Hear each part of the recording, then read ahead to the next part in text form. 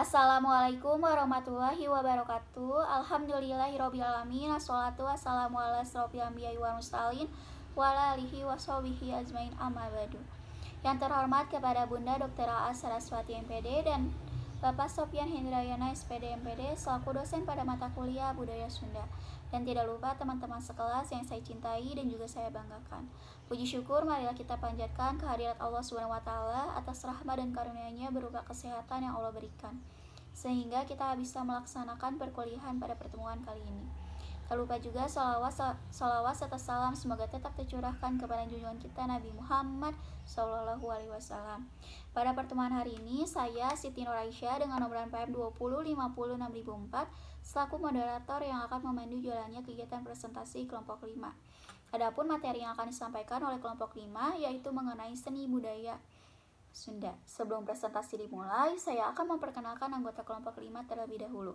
Yang pertama ada saya sendiri, yang kedua ada Neng Hana Marliani dengan nomor NPM 2050605, yang ketiga ada Weldi Martadika dengan nomor NPM 2050610, yang keempat ada Siti Rahmat Suci Aulia dengan nomor NPM 2050622, dan yang terakhir ada Kalista Salsabila dengan nomor NPM 2050627. Baiklah, untuk itu saya persilakan kepada pemateri pertama untuk memaparkan materinya. Baik, saya akan menjelaskan tentang pengertian seni, budaya, dan tradisi.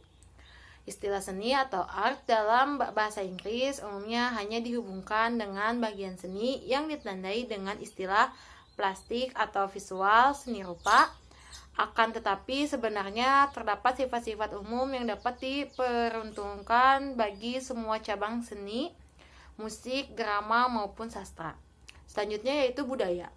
Budaya merupakan sebuah sistem yang mempunyai koherensi, bentuk-bentuk simbolis yang berupa kata, benda, laku, mite, sastra, lukisan, nyanyian, musik, tarian, dan kepercayaan.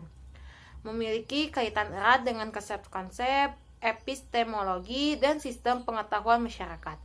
Istilah kebudayaan atau budaya digunakan untuk penamaan suatu kelompok, gejala, atau peristiwa di dalam dunia eksternal yang memberikan batasan tentang suatu hal. Selanjutnya yaitu tradisi.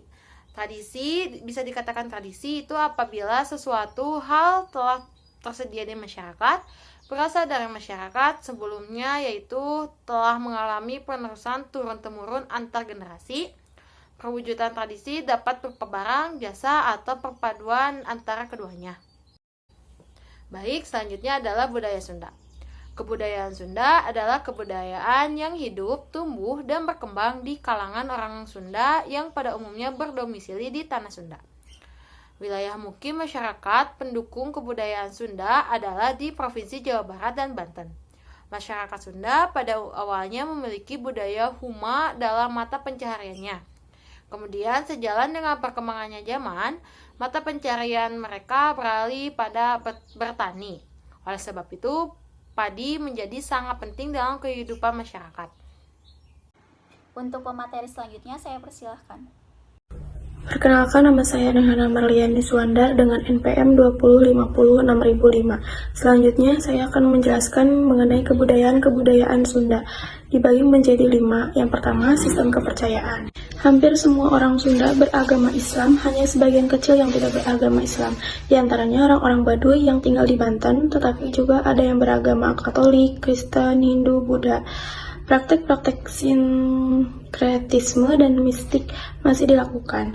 Pada dasarnya seluruh kehidupan orang Sunda ditunjukkan untuk memelihara keseimbangan alam semesta.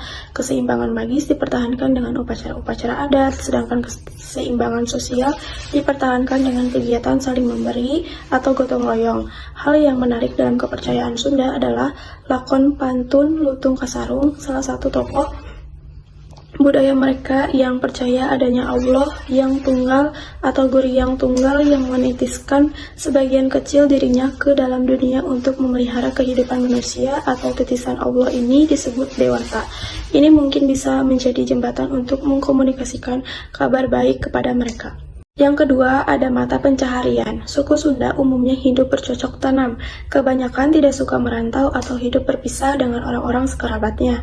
Kebutuhan orang Sunda terutama adalah hal meningkatkan taraf hidup. Menurut data dari Bappenas, di Jawa Barat terdapat 75% desa miskin. Secara umum, kemiskinan di Jawa Barat disebabkan oleh kelangkaan sumber daya manusia. Maka yang dibutuhkan adalah pengembangan sumber daya manusia yang berupa pendidikan, pembinaan, dan lain-lain.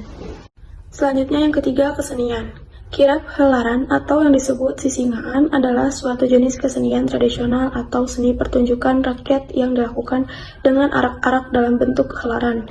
Pertunjukannya bisa ditampilkan pada acara khitanan atau acara-acara seperti menyambut tamu, hiburan peresmian, kegiatan HUT Kemerdekaan Republik Indonesia, dan kegiatan hari-hari besar lainnya. Selanjutnya yang keempat ada karya sastra. Mengenal karya sastra lainnya dalam bahasa Jawa namun berasal dari daerah Sunda yaitu Babat Cirebon, Cariosan Prabu Siliwangi, Carita Ratu Galuh, Carita Purwaka Caruban Nagari, Carita Warugu Guru, Kitab Waruga Jagat, Layang Syekh Gawaran. Yang terakhir, kelima, pakaian adat atau khas Jawa Barat. Suku Sunda mempunyai pakaian adat tradisional yang sangat terkenal, yaitu kebaya.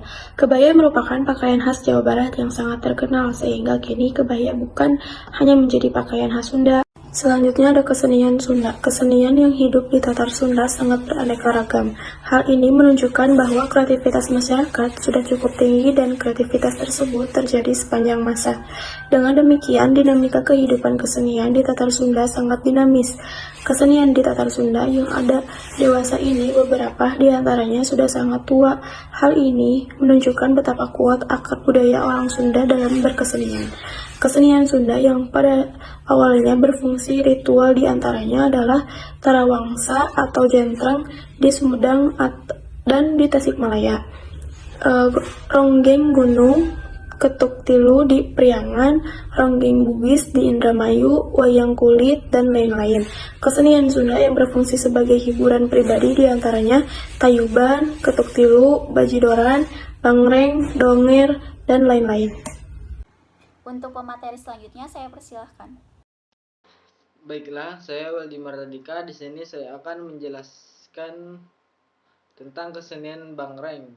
Bangreng kependekan dari kata terbang dan rongreng, yakni bentuk kesenian rakyat di Jawa Barat yang dimainkan dengan seorang interpreter gerak keindahan. Instrumen yang digunakan adalah rebab, terbang, saron, kendang, kualinter, kempul, dan gong.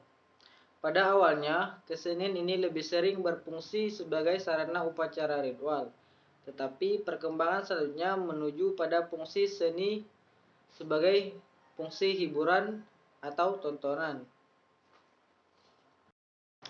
Baik, selanjutnya ada kesenian calung.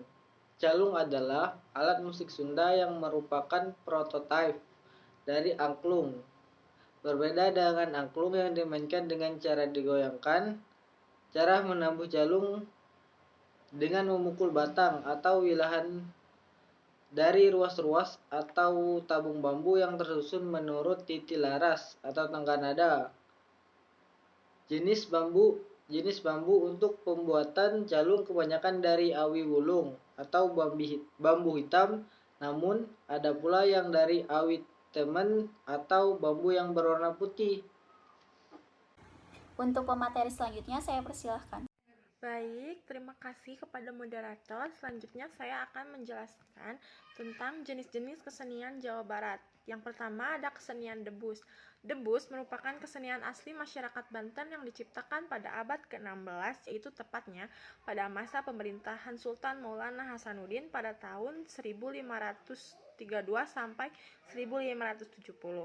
Dalam rangka penyebaran agama Islam diperkenalkan oleh Sunan Gunung Jati, salah satu pendiri Kesultanan Cirebon pada tahun 1520, dalam ekspedisi damainya bersamaan dengan penaklukan Sunda Kalapa.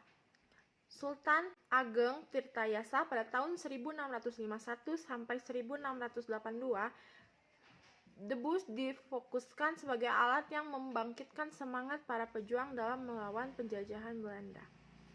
Yang kedua adalah kesenian Sisingaan. Sisingaan mulai muncul pada saat kaum penjajahan menguasai Subang, yakni pada masa pemerintahan Belanda pada tahun 1812. Subang pada saat itu dikenal dengan double bestur dan dijadikan kawasan perkebunan di bawah perusahaan TNT Lands, yaitu Pamanukan and Samsulens. Pada saat Lembang di bawah kekuasaan Belanda dan masyarakat setempat mulai diperkenalkan dengan lambang negara Belanda, yakni Kroon atau mahkota kerajaan. Baik, terima kasih kepada pemateri yang telah memaparkan materinya. Untuk sesi selanjutnya adalah penutupan. Sebelum itu, izinkan saya menyampaikan kesimpulan dari presentasi hari ini. Kesenian merupakan salah satu unsur dari kebudayaan. Kesenian Sunda sebagai salah satu unsur kebudayaan Sunda dapat menjadi identitas masyarakatnya, sehingga kesenian yang hidup di daerah tersebut dapat mencerminkan kehidupan masyarakatnya. Kebudayaan termasuk di dalamnya unsur kesenian sebagai sebuah tradisi. Di dalamnya terkandung nilai dan norma yang diwariskan dari satu generasi ke generasi lainnya. Hidup dan matinya sebuah kesenian sangat tergantung pada masyarakat penyangganya. Perkembangan dan perubahan kebudayaan pada suatu masyarakat dapat merubah bentuk dan fungsi keseniannya. Seperti kesenian yang semula berfungsi untuk kebutuhan upacara, lambat laun berfungsi menjadi seni hiburan. Salah satu penyebabnya adalah perubahan kehidupan sosial masyarakat. Demikian pula halnya dengan seni hiburan, ada yang berubah fungsi menjadi seni tontonan. Jawa Barat mayoritas penduduknya adalah suku Sunda, mempunyai berbagai macam kesenian tradisional, di antaranya bandreng, calung, debus, sisingaan, wayang golek, jaipong, dan lain-lain. Baik, untuk sesi selanjutnya adalah penutupan. Saya ucapkan terima kasih kepada kelompok 5 yang sudah memaparkan materinya, dan saya juga mengucapkan terima kasih kepada teman-teman yang sudah berpartisipasi pada kegiatan hari ini. Alhamdulillah, kegiatan presentasi kelompok 5 sudah selesai, dan apabila ada pertanyaan yang ingin ditanyakan, silakan ditanyakan di forum diskusi. Saya selaku moderator memohon maaf apabila ada kesalahan dalam pengucapan ataupun perkataan yang kurang berkenan.